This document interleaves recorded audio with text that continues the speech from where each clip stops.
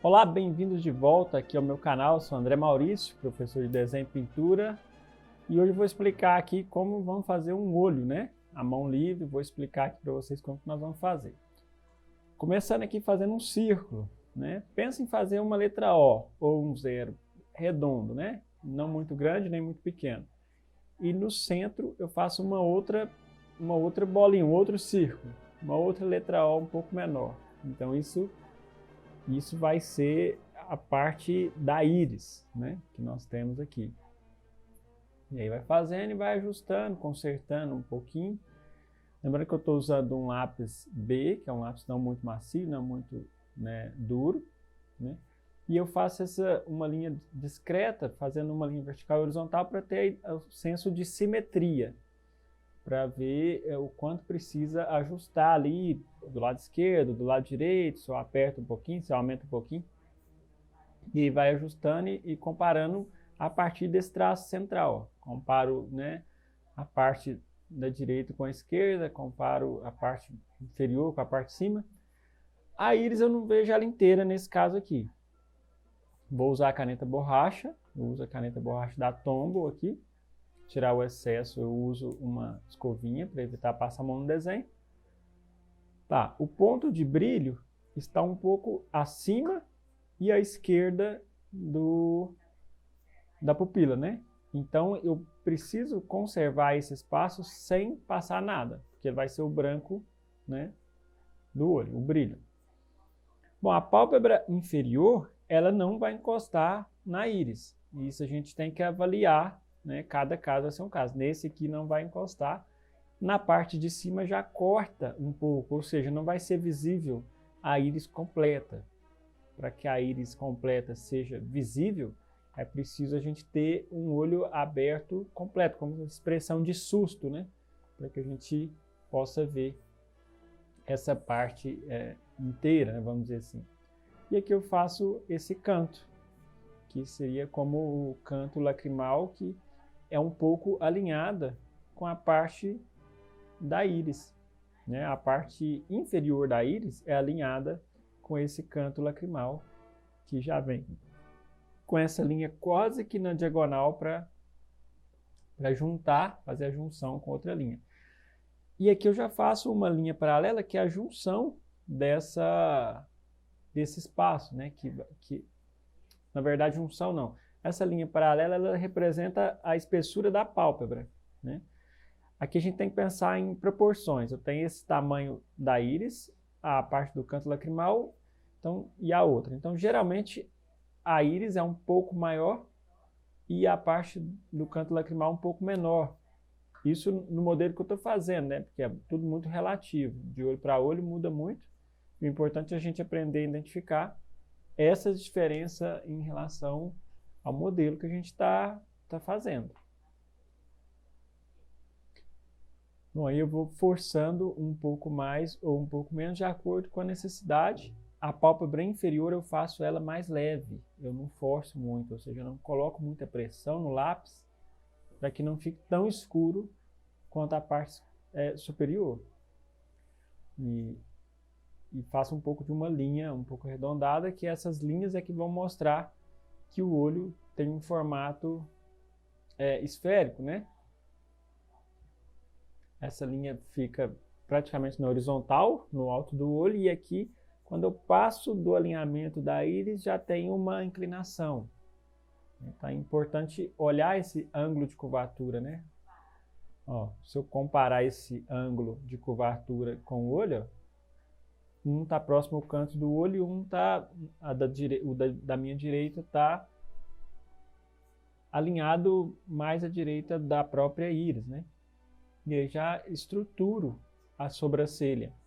Quase toda a sobrancelha é um pouco arqueada, né? Ela não é muito reta.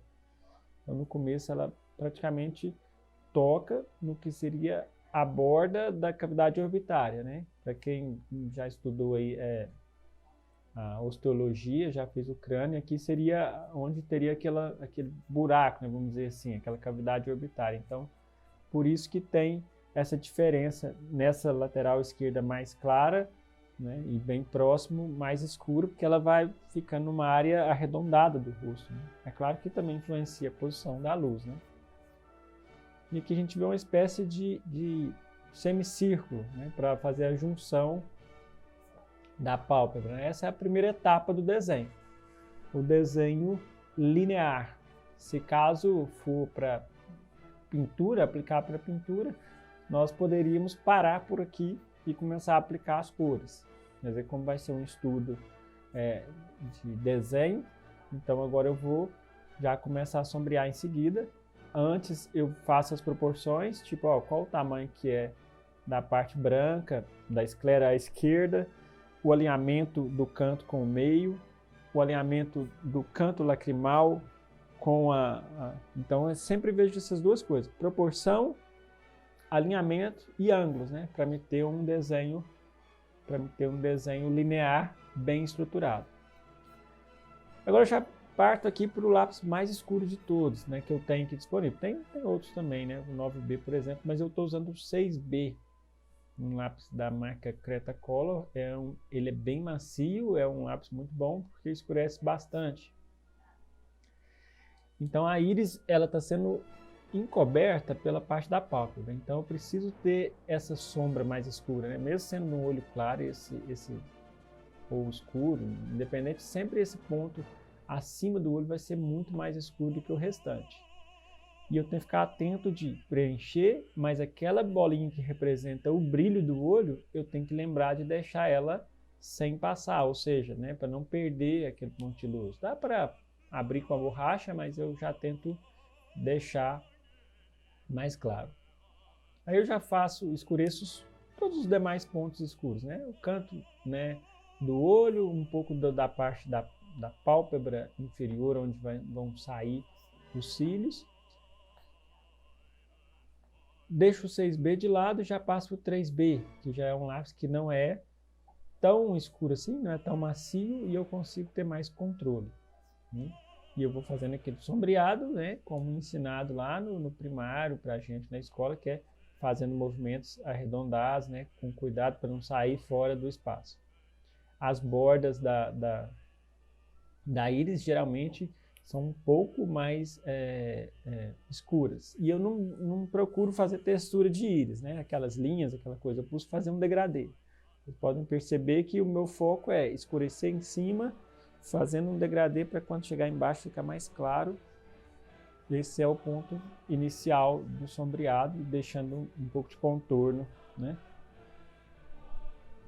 Bom, eu tenho degradês em dois sentidos, de cima, né, para baixo, de baixo para cima. Eu vou fazer um gráfico aqui para explicar isso, né? Eu tenho que pensar nesse aspecto arredondado.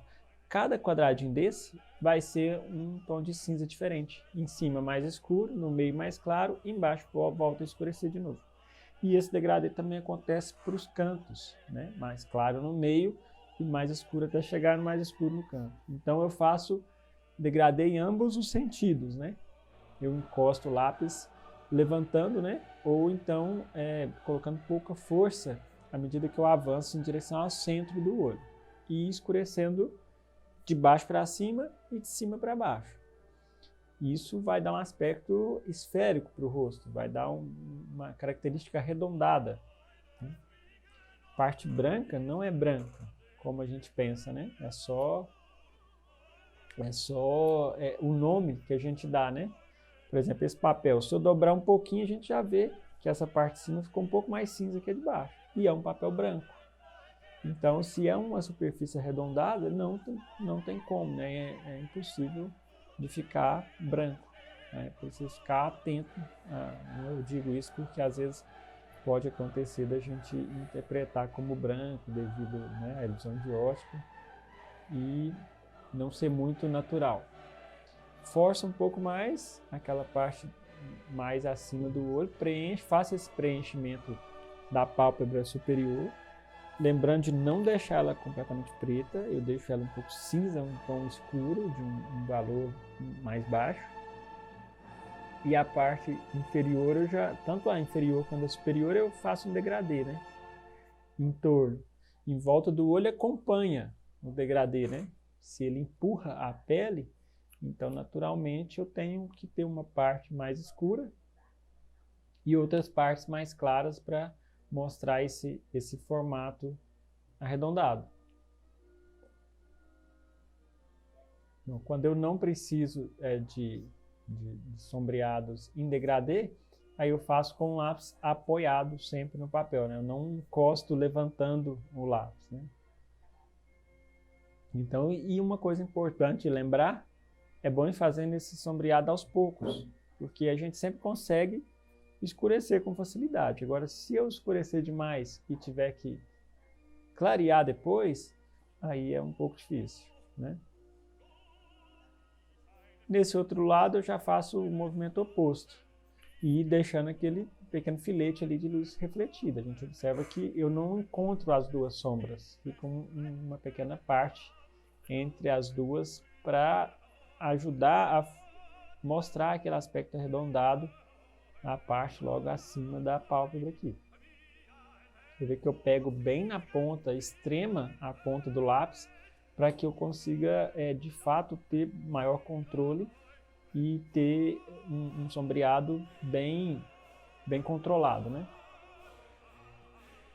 E agora, depois desse preenchimento, né, eu volto forçando um pouco mais, porque essa parte da direita, a minha direita aqui, precisa ser mais escuro, demonstrando aquele volume da sobrancelha no rosto. Ela não está numa parte, né, como eu já tinha falado, plana. E esses riscos, eu não posso deixar o risco muito forçado, eu tenho que fazer essa linha, esse risco, e fazer um pequeno degradê para ficar o mais natural possível. Então esse é o grande esquema aqui para que fique uma coisa bem harmônica, a transição, para não ficar muito... Porque a linha, o risco forte é o que faz com que não fique muito natural, né? Fique mais desenho mesmo. Para ficar uma coisa mais realista, como se fosse uma coisa mais fotográfica, eu não posso ver muitas linhas.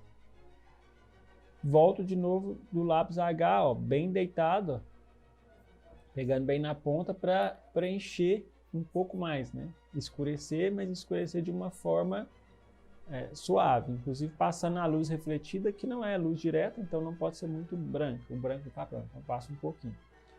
E vem fazendo essa passagem, né, formando a pálpebra inferior, ou seja, deixando aquele filete um pouco mais claro, né, mostrando o corte da pele aqui. E vem fazendo essa transição dos valores, né, mais escuros para os mais claros. Aí eu tento fazer toda essa etapa inicial usando só o lápis, sem esfuminho, sem algodão. Quanto melhor ficar essa primeira etapa de sombreado, mais facilidade eu vou ter no momento de sombrear, utilizando algodão, esfuminho e outros materiais que eu vou utilizar para esfumar. Sempre assim, depois vou fazendo uma análise, comparando assim, daquela forma que aperta um pouco os olhos, vou fechando os olhos um pouco para ver a imagem ligeiramente embaçada. Dessa forma eu consigo ter uma melhor relação de comparação dos valores, né? Uma melhor interpretação aqui. Bom, a partir disso eu trabalho o esfuminho sempre no mesmo princípio do lápis, eu encostando, levantando o esfuminho, né, como eu disse, da mesma forma que se trabalha com o lápis. Ele não tem grafite, é um papel todo enrolado, mas ele vai sujando aos poucos, né? E eu uso sempre esse papel de apoio, que se for preciso, né, para mim não encostar a mão no desenho e para mim usar ele como apoio. Para mim, né, se ele sujar muito, eu posso usar uma lixa e tirar o excesso e usar bastante esse papel para tirar esse excesso de grafite que vai ficando impregnado, né? Mas é claro, se eu controlar a força, né, de pressionar muito ou pouco, naturalmente eu vou escurecer um pouco mais ou não, né? Eu pego o esfuminho um pouco mais em pé para passar próximo a essa linha, que aí eu elimino aquele risco muito forte, muito acentuado. E sempre pensando naquele aspecto arredondado da forma, né, de ficar um pouco mais escuro numa borda e um pouco mais claro do outro lado. faço isso dentro do olho também. Quando for muito mais claro, eu esfumo com papel toalha, ao invés de esfumar com esfuminho. O papel toalha dá uma leve clareada, né, no geral. E sempre, além de passar, né, com esse instrumento que fica mais claro, eu passo no sentido da forma, né? Se é uma coisa arredondada, eu busco passar movimentos ligeiramente arredondados. Lembrando, sempre tudo com muita leveza e forçando aos poucos à medida que for necessário. E aí eu uso a caneta borracha para abrir os pontos de luz. Essa caneta monozero ela é legal, se não me engano é 2,3 milímetros. Ela é muito precisa, né, para tirar esses excessos ou para abrir pontos de luz, né, um pouquinho mais claro em algum lugar ou em outro. É ideal. Inclusive no centro, próximo à íris, para demonstrar aquele aspecto arredondado, eu passo também um pouco nessas laterais, encostando na íris, né? Na parte da pálpebra, na parte central, né? A luz aqui ela vem praticamente de cima e da frente, e na parte baixa. Então, aberto todos os pontos de luz, eu fico alternando entre usar um esfuminho e lapiseira ou lápis. Então, depende do que vai ser feito. A lapiseira me dá uma precisão, né? Volto aqui na 0,5, lembrando que é o grafite 2B que eu utilizo. E eu não faço esse contorno muito forte na borda extrema, né? Eu fico um pouquinho antes para ficar natural. Se eu passo essa linha muito forte, bem na extremidade, acaba que pode dar uma ideia artificial parecendo que está de lente. Então isso é um detalhe que às vezes não dá para perceber, mas eu preciso falar para lembrar dessa característica. E aí eu já começo a fazer linhas, como se fosse linhas do sentido do relógio, né? Direcionadas para o centro do olho, encostando na parte externa, levantando à medida que eu direciono para o centro, para fazer aquela textura que tem das linhas que tem da íris, né? A 0,5 me permite bastante controle por ter essa ponta bastante fina e eu ter um grafite que não é muito escuro, mas que também não é muito claro. Então ela é bem versátil nesse ponto. Ela fica um meio termo aí que me possibilita bastante controle para realizar esses detalhes. E aí forço mais uma vez essa linha. Mais uma vez eu lembro que todas essas linhas eu não forço de uma vez, eu vou passando várias camadas para evitar uma linha muito dura, para evitar um traço muito forçado.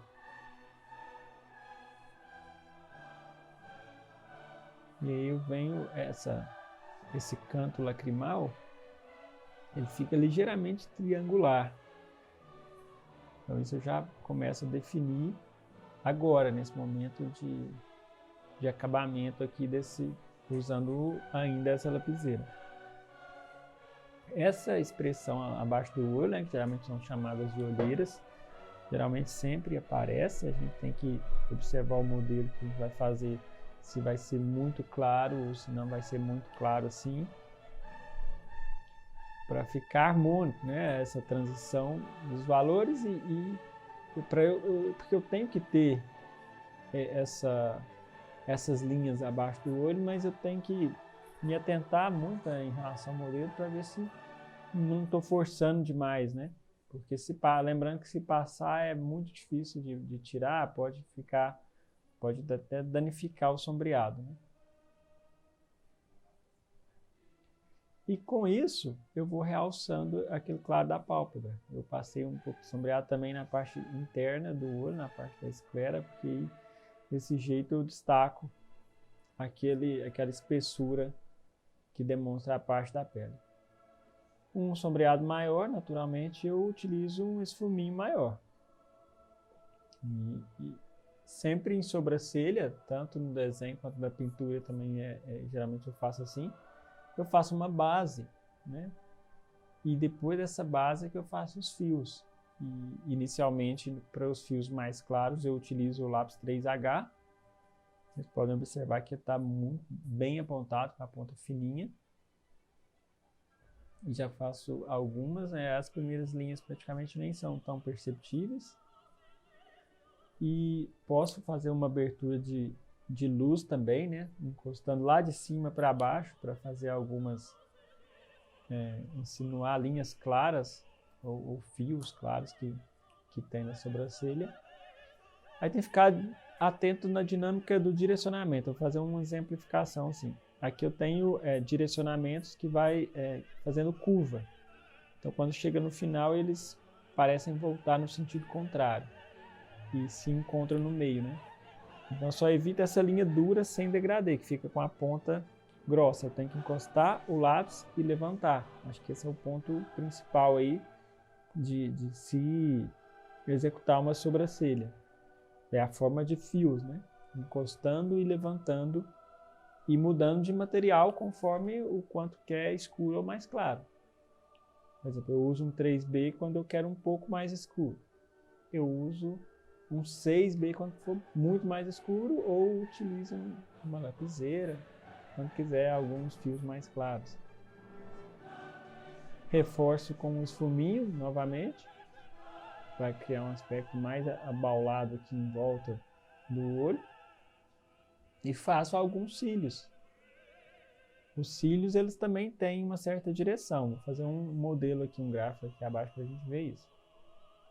Então eles, aqui seria como se fosse a pálpebra superior e inferior. Ele sai do meio e à medida que vai virando ele vai inclinando. Então ele não é completamente na diagonal, ele faz uma curva. E sendo que onde ele sai mais grosso, afinando na ponta. Quando chega do outro lado, ele passa a direcionar para o outro lado. Então, quando eu faço o cílio, eu tenho que observar esses detalhes. Já os fios na parte de baixo, eu troco, é o mesmo esquema, só que eu troco de lápis, porque eles são mais claros e geralmente menores, comparado aos de cima. Isso é claro, sem a pessoa estar de maquiagem, né? Então, ao invés de eu fazer a linha dura, né, sem expressividade, ela tem que ter uma pequena curva. Se eu continuar, ó, cada parte forma um círculo, né? Se eu continuasse aquela linha. Não é de fato reto, né? Ele faz um movimento arredondado, um movimento abaulado. Então eu começo no meio, fazendo essa curva bem de leve, bem suave, e depois eu vou forçando, né, um pouco mais. Eu estou fazendo aqui com 3B, lembrando que para isso tem que estar com aquela ponta que eu chamo de ponta de alfinete, né? Já no de cima eu já acentuo um pouco mais. Eu passo, ficando fino o traço, e depois eu posso engrossar a base. Comecei com 3B, agora eu vou passar o 6B. Né? Ele tem que ser bem apontado, lápis bem macio eu utilizo o apontador. E aí engrosso aquela base. Então, geralmente, cílios não tem padrão certinho. Né? Tem alguns que são um pouco irregulares. Aqui eu estou fazendo um cílio padrão. Eu tenho que ficar atento. Tem alguns modelos que nem cílio vai apresentar. Então, já aproveitando o 6B, que eu já forço mais uma vez a parte interior do olho, a parte da sombra, e forçando, né, aproveitando o lápis aqui, já forço os pontos escuros.